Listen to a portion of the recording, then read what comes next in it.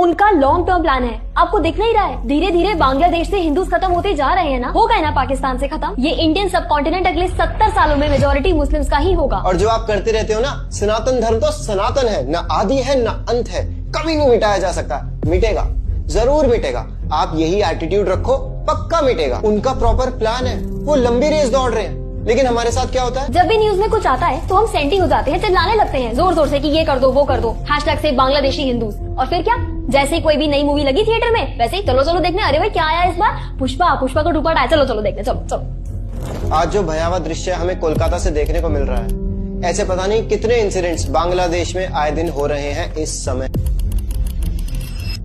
लेकिन वहां से ना कोई ऑटोप्सी रिपोर्ट आएगी, ना ही वहां पर कोई मीडिया कवर करेगा। और अगर न्यूज में नहीं आएगा तो हम भूलते चले जाएंगे, और भूलते भी जा रहे हैं। कभी सोचा है ऐसा क्यों होता है? क्यों हमें ये टाइम टू टाइम झटके लगते रहते हैं? और लास्ट झटका हमें कब लगा था? Kerala story, Kashmiri files, whatever. हमारा कुछ प्लान ही नहीं है, हम कुछ सोचते ही नहीं है, लॉन्ग रन का कोई स्ट्रैटेजी ही नहीं है हमारी। कभी सोचा ऐसा क्यों होता है? क्योंकि हम अपने सनातन धर्म में प्रतिष्ठित नहीं है। वो अपने अल्लाह को जानते हैं लेकिन हम अपने कृष्णा को नहीं जानते। वो अपने जीसस को जानते हैं लेकिन हम अपने राम को नहीं जानते। और जो ये सब बोल रहे हैं ना कि जो होता है भगवान की इच्छा से होता है, भगवान ही सब कुछ कर रहे हैं, अब हम क्या ही कर सकते हैं? तो आप एक बात बताओ, हम भी तो भगवान के अंश हैं। भगवान तो पूर्ण रूप से स्वतंत्र हैं, और क्योंकि हम भगवान के अंश हैं तो हमें भी थोड़े ही प्रोपोर्शन में सही स्वतंत्रता मिली हुई है। आपके एक्शंस आपके कंट्रोल में है। हाथ पर हाथ रखकर मत बैठो, वरना जब ये सब आपके घर में घुस जाएंगे ना, तब आप बोलते रहना सब भगवान करा रहे हैं। देखो, भक्त बन जाने का मतलब ये नहीं होता कि आप हाथ पे हाथ रख के बैठ जाओ, ठीक है? हर तरह के लोग चाहिए होते हैं सोसाइटी में, क्षत्रियस भी चाहिए होते हैं। पर सच बात यह है कि आप लोग जो देख रहे हो इस बारे में कुछ नहीं कर सकते हैशटैग से बांग्लादेशी हिंदूज बोलने के अलावा। कम से कम काफी सारे लोग वीडियोस तो बना रहे हैं, कुछ बोल तो रहे हैं, लेकिन उसके अलावा और लोग क्या कर रहे हैं? वीडियो भी नहीं बना पा रहे, और बनाएंगे भी कैसे? वीडियो बनाने के लिए शब्द कहाँ से आएंगे? शब्द आएंगे सनातन धर्म की नॉलेज से।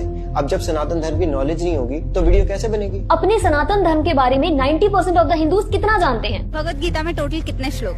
ऑप्शन दे दीजिए तो मैं बता सकती हूँ। लेकिन वही दूसरी तरफ उनके बच्चे को कुरान की आयतें पता है, वो लोग नमाज पढ़ते हैं, 5-5 बार दिन में नमाज पढ़ते हैं, इतने डेडिकेटेड है वो अपने धर्म के प्रति। लेकिन यहाँ पर आप बताओ, कितने लोग हैं, कितने हिंदू हैं जो दिन में 3 बार गायत्री करते हैं? और गायत्री तो छोड़ो, उपनयन संस्कार ही नहीं हो, उपनयन संस्कार भी दूर की बात है, उन्हें ये नहीं पता उपनयन संस्कार होता क्या है। तो आप सोचो, आपको दूसरी तरफ सच में उनका लॉन्ग टर्म प्लान नहीं दिख रहा। अब बहुत से लोग सोचेंगे, अरे हमें उनके लॉन्ग टर्म प्लान से क्या मतलब? अरे भाई, उनसे कुछ सीखो।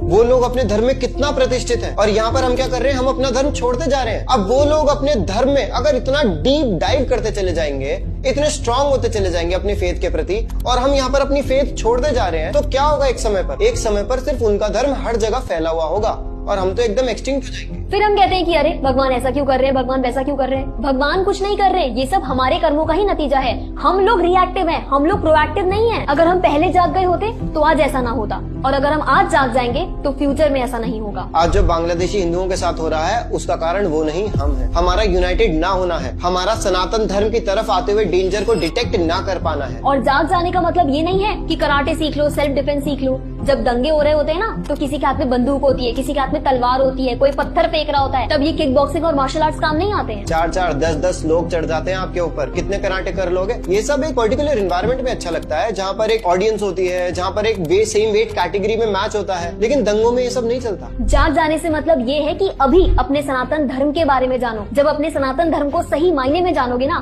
तब यहाँ से दिल से सही मायने में अपने धर्म के लिए अप्रिसिएशन निकलेगी, और जब वो निकलेगी ना, तब आप अपने धर्म की रक्षा के लिए मरने मिटने को तैयार हो जाओगे। धर्मो रक्षति रक्षिता, जो अपने धर्म की रक्षा करता है, धर्म उसकी रक्षा करता है। लेकिन ये ताकतों से भी बड़ा अगर कोई सनातन धर्म का दुश्मन है, वो है USA, United states of America. वो ऐसे इन से पहले यूएसए हम सभी के साथ एक मेंटल युद्ध लड़ता है, हमारा कल्चर बर्बाद करके। देखो, भले ही आप कितना बोल लो that we are proud to be Sanatanis, we are proud Hindus, but सच बात ये है that you are ashamed to be a Hindu. आप पब्लिक में धोती नहीं पहन सकते, आप पब्लिक में तिलक नहीं लगा सकते। ये जो वेस्ट का कीड़ा है ना, इंग्लिश का कीड़ा, हॉलीवुड का भूत, यूएसए का भूत जो हमारे सर पर सवार है, इसे हम चाहकर भी, कोशिश कर भी अपने सर से नहीं उतार पा रहे हैं। Because the nightlife of Las Vegas is very good. At night you can enjoy every time. और ये भूत आपको चाहकर भी नहीं छोड़ रहा है, और छोड़ेगा भी नहीं। क्यों? क्योंकि जब तक आप सनातन तत्व को नहीं समझोगे, जब तक आप अपने शास्त्रों को नहीं उठाओगे, उन्हें रियलाइज नहीं करोगे, तब तक आपको सनातन होने पर गर्व होगा ही नहीं। क्यों?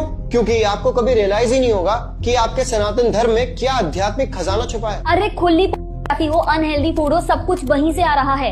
ये हॉलीवुड ने हमारे बॉलीवुड को शेप दिया है और इस बॉलीवुड के कल्चर ने हमारे समाज को, नेटफ्लिक्स हो, अमेज़न प्राइम हो, सब कुछ वहीं से आ रहा है। वेस्टर्न ताकतों ने पूरी तरह से हमारे कल्चर को टेक ओवर कर लिया है। बचा कुचा काम ये कोरियन कल्चर ने कर दिया है। सारंगी। अरे एक बार खुद सोचो, जब तक हमारी कॉन्शियसनेस ये कोरियन शोज में घुसी रहेगी, बॉलीवुड हॉलीवुड इन सब चीजों में घुसी रहेगी, तब तक क्या ही होगा। ये यूएसए सिर्फ हथियारों से नहीं लड़ता, वो पूरे कल्चर खत्म कर देता है, कल्चर के खिलाफ वॉर लड़ता है। अगर कोई भी देश में कोई भी सरकार उसे थोड़ी सी भी पावरफुल होती नजर आती है ना, तो वो अंदर तक घुसकर जब तक उस सरकार को गिरा नहीं देगा, जब तक उस कल्चर को खत्म नहीं कर देगा ना, तब तक वो चैन की सांस नहीं लेता। ये शक्ति है उस देश की। तो आप क्रोनोलॉजी समझो, यूएसए और ये वेस्टर्न पावर पहले हमारे कल्चर पे अटैक करके हमें अंदर से खोखला बनाती है, और जब हमें सनातन धर्म पर, हमें खुद के सनातन होने पर गर्व ही नहीं रहता, तब इन से, इन आतंकवादियों से हम क्या ही लड़ेंगे। आप एक बार खुद विचार करके देखिए। क्योंकि यहाँ से धर्म के लिए लड़ने का कारण तो खत्म कर दिया ना वेस्टर्न इन्फ्लुएंस ने। अब ज्यादा से ज्यादा क्या होगा, टाइम टू टाइम हमें जोश के झटके लग सकते हैं, दैट्स इट। तो पहला युद्ध यूएस लड़ता है, वेस्टर्न इन्फ्लुएंस लड़ता है, और ये होता है मेंटल युद्ध। और फिर फिजिकल युद्ध ये लड़ते हैं तलवार से, चाकू से, बंदूक से।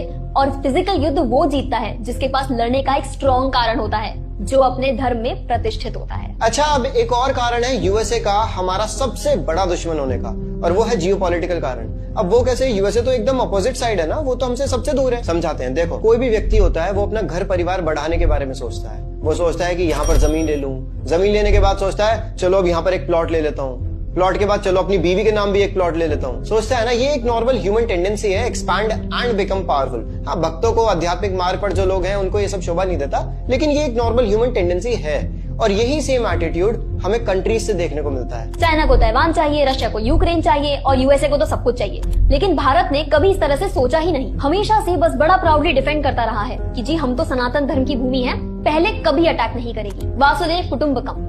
और यही कारण है कि आज अखंड भारत क्या से क्या बन गया है। और अगर ऐसा ही चलता रहा तो अगले 60-70 सालों में हम 25 से 30% और श्रिंक हो जाएंगे। वासुदेव कुटुंबकम कहने में तो बहुत अच्छा लगता है, that the world is one family, लेकिन यहाँ बात जो पॉलिटिकल पॉइंट ऑफ व्यू से हो रही है, ना कि आध्यात्मिक पॉइंट ऑफ व्यू से। क्योंकि आध्यात्मिक पॉइंट ऑफ व्यू से तो सभी भगवान के अंश हैं, हम सभी भगवान के दास हैं, लेकिन क्या वो आपको अंश मान रहे हैं? तो अब समय बदल चुका है। आज के समय पर हम बैकफुट पर रहकर हर समय डिफेंड करते हुए नहीं जी सकते, और यही कारण है कि हम आज कश्मीर को पाकिस्तान से बचाते फिर रहे हैं, अरुणाचल प्रदेश को चाइना से बचाते फिर रहे हैं। क्यों? क्योंकि हम बैकफुट पर हैं। आज के समय पर attack is the best defence. अगर हम ऑफेंस पर होंगे तो डिफेंस ऑटोमेटिकली हो जाएगा, और ये बात हमारी गवर्नमेंट, हमारे फॉरेन मिनिस्टर्स ये सब इजीली जानते हैं, उनकी टीम में ब्रिलियंट माइंड्स हैं। लेकिन अगर वो ये सब समझते हैं तो वो ऐसे समय पर एक्सपेंशन के बारे में क्यों नहीं सोचते? क्यों चिकन नेक को एक्सपैंड करके बड़ा करके राइनोज नेक नहीं बना लेते?